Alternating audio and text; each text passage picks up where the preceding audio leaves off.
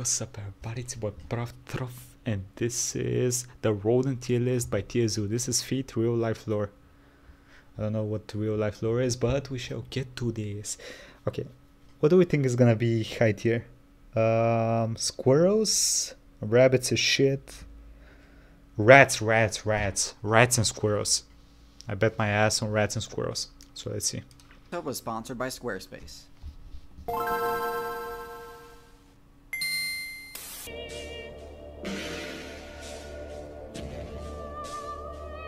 Is that a chipmunk?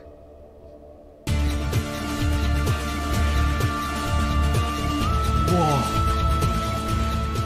That's from Assassin's Creed 2, I think. Yes, it is. The Cretaceous Balance Patch. Yo, this was fucking maxing out stealth, my guy. Cat, how is this even The possible? Cretaceous Balance Patch nerfed a lot of the top builds, but one of the builds that managed to get through unscathed was the Rodent. They survived by using a weak but versatile and intelligent generalist playstyle. But with the dinosaurs out of the way, they began to diversify into a bunch of different niches and incorporate a wide variety of different strategies into their playstyles. Some of them were kinda janky to be honest, but many of them have stood the test of time to become a mainstay of the current meta. Rodents all have one attribute in common, their signature incisor teeth, which, while not very useful in combat, can deal severe damage to structures. Making the most of this ability is a core component of rodent gameplay. Rodents are on the weaker side when it comes to combat, and most stick to the evasive generalist strategy, relying on their intelligence stat and special abilities to remain competitive. Mastering this type of gameplay is difficult, but luckily their relatively short spawn time helps mitigate this challenge. 10 days? Even though their bread and butter moveset is pretty consistent, there are several unique builds that stand out as particularly viable, so let's get into the tier list now. So bottom of the tier list is the Lemming, but not for the reason you might think. What the It's fuck a is a common lemming? misconception that lemmings have such a low intelligence stat that the only thing they're good at is getting a big group together, jumping off the stage, and uninstalling. This isn't true, although to be honest, if you're manning the lemming, you might be better off uninstalling. But anyways, those Twitch clips are fake, don't be fooled. The actual lemming playstyle is only slightly more effective though. It revolves entirely around hoping that the Blizzard World event happens and creates the deep snow biome. If it happens, lemmings can use it as cover and build extensive tunnel networks through the snow. But if not, lemmings have zero defensive options and end up getting bodied left and right to the point where their player base drops hard until the next big snowfall. As we all know, rising global temperatures are making snow biomes disappear across many servers. And so this already pretty unviable strategy is becoming even less viable as the meta progresses towards getting wetter and more tropical. Moving on up the tier list, we have the Capybara. The Capybara is at an awkward place in the meta, in that it hasn't quite spent enough evolution points to actually get much use out of its bulkiness. This is because, unfortunately, their home server is the Amazon rainforest, which is also the home server of many of the most powerful S-tier predators in the game, such as the Harpy Eagle, Caiman, and Jaguar, all of which have no problem dealing enough damage to bring down a Capybara. Hey. Their main method of defense is hiding underwater, which works against aerial builds Aren't there like the crocodiles Harpy Eagle, there? but is a pretty terrible strategy against the vast majority of predators in the rainforest. Anacondas, jaguars, and caimans all thrive in the aquatic biome, and hiding underwater won't do you any good against them. To move up in viability, I recommend boosting your defensive stats even further, or spend some evolution points unlocking at least some sort of solid damage dealing ability.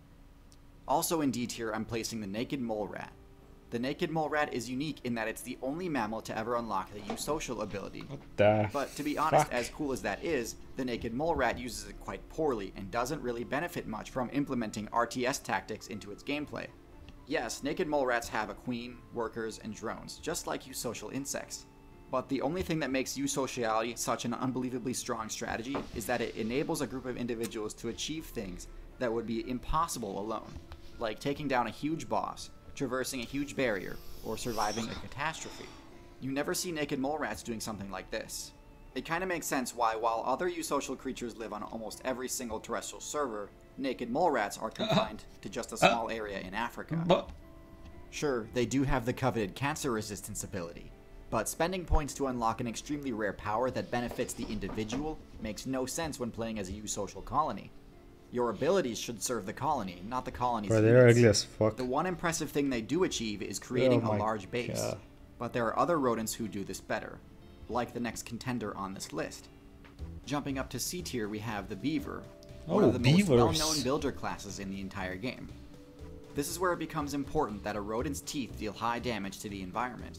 Beavers have iron-reinforced teeth that can be used to bring down trees. This isn't optional, by the way. Like all rodents, their teeth have a passive regeneration ability that mitigates loss of durability. Oh, they die. But this also means that if they don't continuously use them, they'll eventually become overgrown and deal damage to the user. Anyways, the resources they gather are used to construct dams in rivers. This serves as their home base and main method of defense. Once fully completed, it works great, but the strategy does have its drawbacks that keep the beaver out of the higher tiers. For one, beavers are very vulnerable while their dam is still under construction. They have no good method of defense if they're caught in the open. Even their iron teeth don't deal enough damage to truly deter a predator. And carrying large amounts of mats through the woods makes stealth very difficult to maintain. Beavers also don't have much recourse if the river their base is located in freezes and becomes uninhabitable, as they only get a mobility bonus in liquid water. In B tier, we've got the prairie dog, the rodent that does social play the right way. Like those things are cute as fuck. Lemmings, they create elaborate tunnel systems, but unlike lemmings, they do it in the ground, which is permanent, instead of the snow, which is transitory. They aren't eusocial. Each prairie dog is an individual player with free control. But they do all work together to protect each other by keeping watch and using team chat to warn each other when a carnivore player is nearby. They have no other defensive abilities, but somehow this strategy makes the matchup nearly impossible for builds like the Coyote and Hawk to actually catch them. It doesn't do the greatest job against stealth though, so owls and snakes can still be problematic for them. Also in B tier we have the ultimate jack of all trades for the low weight class meta, the rat. Rats don't have any single oppressive moves or abilities, but their high intelligence stat makes them extremely adaptable. Gotcha, bitch. And has let them establish a foothold in basically every single server in the game. Their ability to function in a wide variety of diverse situations makes them a nightmare for new players to deal with, and their rodent teeth allow them to bypass barriers that would be impossible for most builds. Rats rose to popularity in the meta because of their ability to stow away on the ships humans used for fast travel, and then wreak havoc on islands that they stopped at. Island metas are always more casual, and the players there tend to have a lot less matchup experience than mainland builds, and so they are easily defeated by experienced and adaptable invasive builds like rats. Rats are a solid choice for any experienced player, because while they have no downright overpowered abilities, their highly versatile playstyle can be a nightmare in the right hands. This is why you see so many rat mains in the Outside Hall of Fame. In A tier, we have a build very similar to the rat, but with higher mobility and better resource gathering skills, the squirrel. Squirrels are some of the best I wonder what he's gonna put in S tier then. Arboreal builds in the game. Interesting. Having the highest arboreal movement bonus of all time. And from what I've heard, squirrels are like the biggest reasons for cities losing power because they chew through the fucking wires. Like they're considered cunts in the cities. This enables them to evade attacks with ease and lets them access loot that's normally tough to reach without the flight ability. But beyond that, they also have a uniquely strong matchup against humans. I've got Outside's best lore specialist here to tell you about it. Hey guys, so whether you expected it or not, squirrels are one of modern man's greatest enemies. They can chew through electrical wires and cables with ease, and hey Brian, no shit. Which makes squirrels the most frequent cause of power outages in America. They're capable of infiltrating power stations by tunneling beneath them, and then they'll bypass plastic animal guards with ease, squeeze through small spaces, and chew through whatever wire insulation they come across. Just one single squirrel in 2015 knocked out a substation in San Francisco that shut down power to 45,000 homes. So if you want to learn more about what these ferocious little creatures are capable of, come and check out my video next after this one.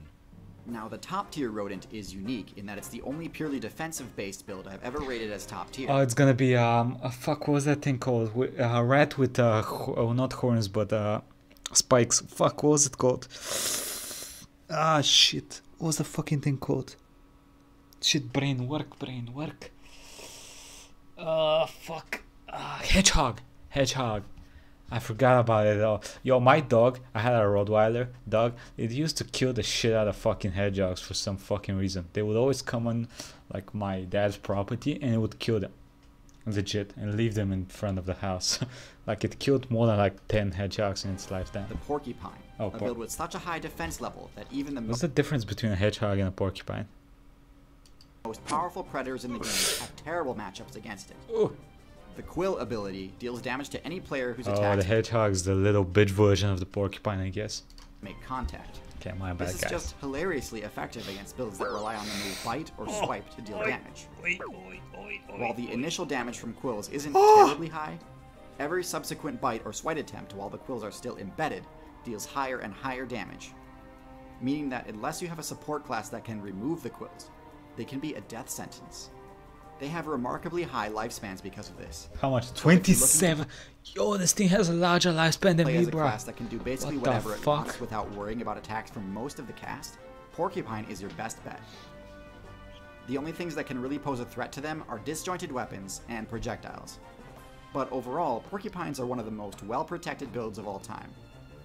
Normally, I'd recommend maybe relocating some of their defensive stats towards intelligence, but in this case, it seems that their mid-level intelligence, low mobility, and low stealth do the job just fine. In a lot of ways, having a high intelligence stat is crucial to surviving in the current meta. But for some things, having a high level of experience is no longer required. Like, for example, web design. Okay. Okay, let me know what y'all think. Which rodent is your favorite rodent? Let me know down in the comments, and I'll see you next time. Bye, like, comment, subscribe, and have a nice fucking day. See you, everybody.